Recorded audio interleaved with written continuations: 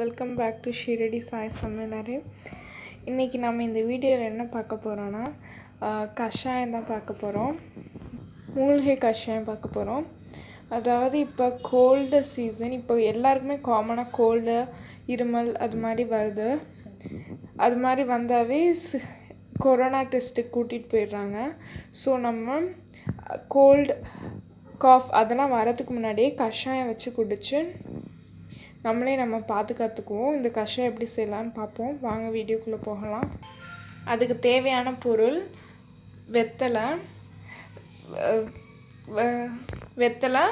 அதுக்கப்புறம் துளசி, மிளகு, இஞ்சி, சோம்பு, கொத்தமல்லி தழை, அப்புறம் கருவேப்பிலை, பூண்டு, தூதுவளை, அப்புறம் ஓமவல்லி இதெல்லாம் சேர்த்து நம்ம கஷாயம் செஞ்சிடலாம்.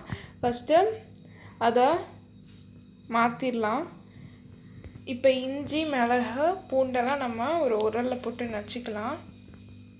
பாருங்கள், இப்போ நான் ஸ்டவ்வை பற்ற வச்சு ஒரு பாத்திரத்தில் 1 கிளாஸ் அளவு தண்ணி ஊற்றி அதில் கொஞ்சோண்டு ஓமம் சேர்த்துருக்கேன். இப்போ நம்ம ஓமவல்லி சேர்த்துக்கலாம். ஓமவல்லி போட்ட பின்னாடி கருவேப்பிலை சேர்த்துக்கலாம். அதுக்கப்புறம் தூதுவளை, புதினா சேர்த்துக்கலாம்.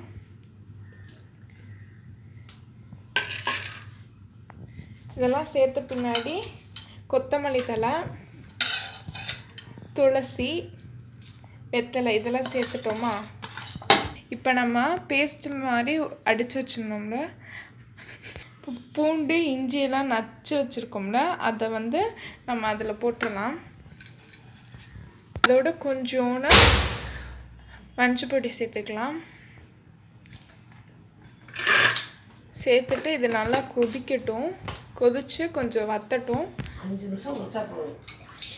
பாருங்கள், இது ஒரு 5 நிமிஷம் 5 நிமிட்ஸ் கொதிச்சா போதும். அதுக்கப்புறம் கொஞ்சம் வத்தினா நல்லாயிருக்கும்.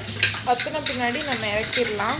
பாருங்கள் கைஸ், நம்மளோட மூலிகை கஷாயம் ரெடி ஆயிடுச்சு. இது கோல்டு காஃப் வர்றதுக்கு முன்னாடி நீங்கள் குடிச்சிங்கன்னா உங்களுக்கு கோல்டு காஃப் எதுவுமே வராது. அப்படி உங்களுக்கு கோல்டு காஃப் இருந்துச்சுன்னா இதை நீங்கள் குடிச்சு பாருங்கள். நீங்கள் சீக்கிரம் ரெக்கவர் ஆயிடலாம். ஸோ இந்த வீடியோ உங்களுக்கு பிடிச்சிருந்தால் லைக் பண்ணுங்கள், ஷேர் பண்ணுங்கள், மறக்காமல் சப்ஸ்கிரைப் பண்ணுங்கள். தேங்க்யூ.